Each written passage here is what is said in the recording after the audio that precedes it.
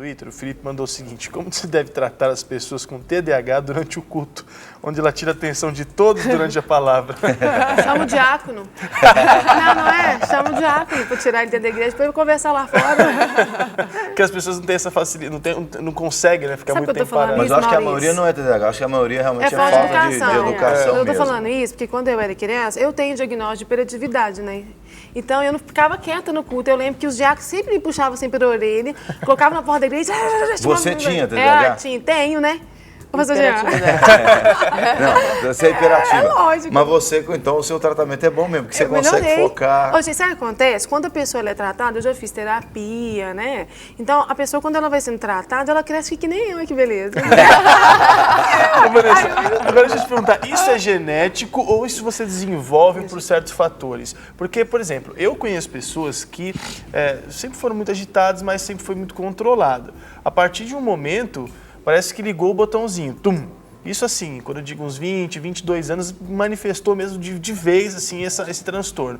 Isso quer dizer, é genético, incubado e de uma hora para outra ele libera, é isso mesmo? O TDAH ele é genético. Por exemplo, se eu tenho hiperatividade... A mão não consegue ficar quieta, né? Não fica, tô segurando aqui. Eu tenho 2 filhos, o Davi e o Isaac.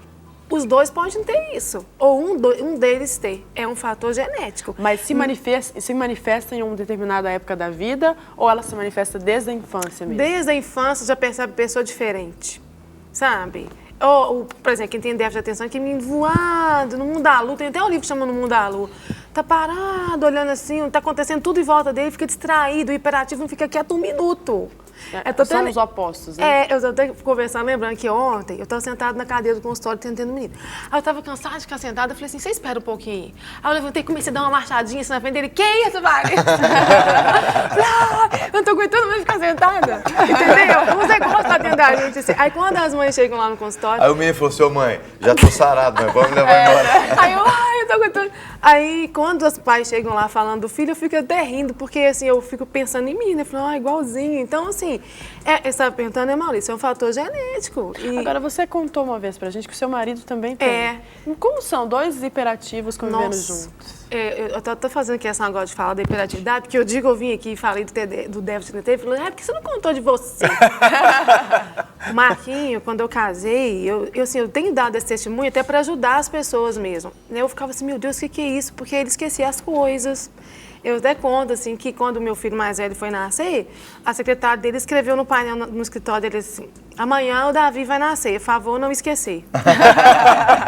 Porque ele melhorou, e hoje ele é medicado. Escreveu pro seu marido? Foi, a secretária dele escreveu no painel, na frente da sala dele assim, amanhã o Davi vai nascer, favor não esquecer. O pessoal ficava brincando com que ele. Que legal, gente. Tipo assim, esqueceu o nascimento do filho. Não, então o mas trem é sério mesmo, né? Mas ele esqueceu. Não, lembraram, né? Então assim, ele tira o foco das coisas com muita facilidade, esquece muito rápido, entendeu? Vanessa, mas isso é todo dia. A gente tem uma participação aqui, eu acho muito legal a história do Marquinhos, mas a gente tem uma participação que é a Andréia Bahia, de Belo Horizonte, e ela quer fazer uma pergunta para você. Ô, Andréia, bom dia. Seja bem-vinda, viu? Produção, aumenta o retorno da Andréia, por gentileza. Andréia, fica à vontade. Obrigada. Eu queria saber, porque eu tenho um filho de 12 e um de 14, e eles têm uma dificuldade muito grande de aprender as coisas da escola. Sim. E o de 12 anos, tudo tira a atenção dele, não consegue focar para fazer o trabalho da escola sozinho, precisa de ajuda. E eu tive decisão de procurar um psicólogo. Se realmente é necessário. Se devo ou não é necessário. Bom, aí é o que a Vanessa falou, precisa ser identificado pelo menos alguns 6 fatores aí, de repente ela pode até te fazer algumas perguntas, Vanessa. Olha, são 6 sintomas e outra questão também, André, é de quanto tempo que está perdurando na vida dos meninos. Porque para ser TDAH, nos estudos, o que a gente fala? Que tem que permanecer esses sintomas pelo menos uns 6 meses na vida dos meninos, tem que estar perdurando durante uns 6 meses, tá falando que ele tem 12 anos, e o outro né? 14. 14, então supõe que já tem um tempo, né, André, que está acontecendo. E também esses sintomas têm que ocorrer em diferentes locais. Por exemplo, na sua casa, está fazendo para casa, ele está voando. Vai para a escola, conversa, fica disperso na sala de aula. Se você vai numa igreja ou participar de uma palestra, o menino não para quieto, não consegue focar a atenção. Então, para ser o TDAH, tem que estar, esses sintomas têm que estar perdurando a vida dos seus meninos no mínimo uns 6 meses, trazendo transtorno na escola, na sua casa, em ambientes diferentes, tá bom? Tá, não, para assistir o culto é uma maravilha. Tudo da igreja é uma bênção para ele. Participa de tudo. Mas como para casa, como copiar matéria na escola, é tanto que ele tem um trabalho de geografia para fazer, ele não copia o que ele tem que fazer no trabalho, não tem nada no caderno do que ele tem que ser feito, então ele não tem aquele interesse.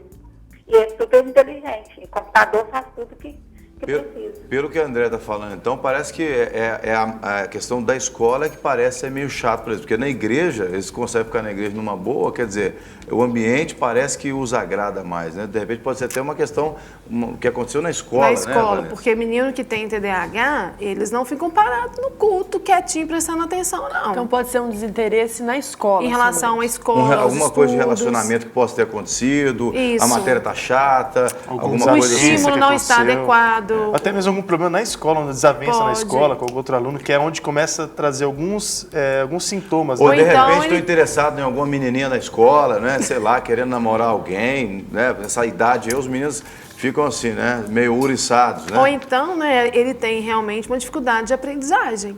Tem que ser feita uma avaliação, André. Vale a pena, por exemplo, ela procurar você no seu consultório? Pode, André, pode procurar um psicopedagogo, um psicólogo também para fazer essa avaliação. Principalmente, como os meninos estão tendo dificuldade na área da aprendizagem, é legal o psicopedagogo fazer uma avaliação, sim. Ô Andréia, daqui no finalzinho da nossa entrevista, a Vanessa vai deixar o contato dela. Aí você pode anotar. A Vanessa tem um consultório ali bem pertinho da Igreja da Lagoinha.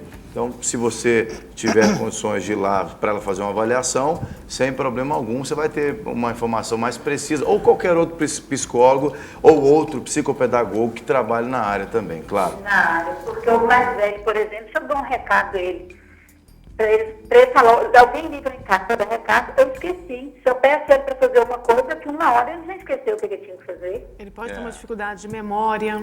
Bom, a gente então, olha, agradece a sua participação, o seu exemplo, né? Serviu bastante para a gente refletir um pouco mais.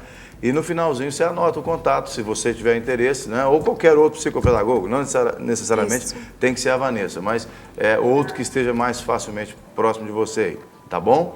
Mas só ressaltando que alguma coisa está acontecendo com esses meninos, porque se a mãe está ligando para o programa preocupada, não é uma coisa que está normal, né? Não é normal. Depois de ouvir falar que o Marquinhos teve que ter um aviso lá no coitado do Marquinhos. Nunca mais vou falar que o filho dele ia nascer no dia seguinte. Um abraço, viu, Marquinhos? Tadinho. Mas o Marquinhos tá ótimo, ele não faz mais Marquinhos isso, é não. Boa, ele é de boa. Não, ele, hoje assim, com o medicamento ajuda muito, faz muito efeito, sabe? E também ele foi aprendendo, assim, através das terapias, os psicólogos instruem, né, mesmo o paciente a buscar formas de resolver técnicas. O Marquinhos não liga não, Marquinhos, porque eu já esqueci o segundo nome da minha filha, Marquinhos. Tranquilo. Bom, vamos lá, tem participações aqui pelo chat, pelo Twitter, você pode participar aqui, enquanto eu leio, vai passar aqui os canais para você participar, inclusive. A Angélica de Belo Horizonte diz o seguinte: gostaria de parabenizar a Rede Super, que todo dia nos instrui com um programa que todo dia nos direciona na palavra de Deus. Eu creio que precisamos de muitas orações. Tenho um déficit de atenção, meu marido e meus filhos. Não é fácil, as igrejas precisam nos ajudar. Parabenizo a IBL pela atenção que está dando ao assunto. Muito interessante mesmo, obrigado pela participação. Tenho duas perguntas aqui que talvez você tenha até respondido. A Silmara Vicentina coloca: paz, amados. Vanessa, os sintomas são presentes o tempo todo? Você já disse que sim. O tempo todo. O tempo todo, são sintomas que... Pelo menos 6 meses que você falou que tem que ter de manifestação do sintoma. Quando diagnosticado, é o tempo todo, né? O tempo todo mesmo. A Silmara Vicentina também pergunta por que alguns profissionais preferem um termo inconstância de atenção ao invés de déficit de atenção. Só o termo que troca ou é alguma outra patologia? Eu vejo que cada hora as pessoas querem colocar um nome diferente, mas é a mesma coisa. Antes era DDA, TDA, agora TDAH, mas é o mesmo problema. Mesmo problema. Para ficar claro, então, isso para se diagnosticar o déficit de atenção ou o hiperativismo, é que fala? Hiperatividade, você precisa ter um diagnóstico preciso e passar por um escalão aí de alguns traços que você precisa apresentar. Não é qualquer pessoa que está com uma ansiedade aflorada ou qualquer outra coisa que está com TDAH, né? E quem dá esse diagnóstico mesmo é o médico. Sim. Ele que fecha a avaliação. Agora, para todas essas pessoas que estão com essas dúvidas, tem um convite aí para fazer, né? Para uma reunião que vai acontecer. Isso. Deixa eu falar, posso chamar a ligação aqui, daí você já faz o convite Claro. até para quem está na linha? Tá. Davi. Alô, Davi. Alô, Tudo bem com você? graças a Deus tudo bem. Você fala de onde? Aqui de BH mesmo. De Belo Horizonte. Você quer perguntar então para a doutora, eu presumo que seja isso. Eu estava querendo perguntar. Fica à vontade. Vanessa, Sim.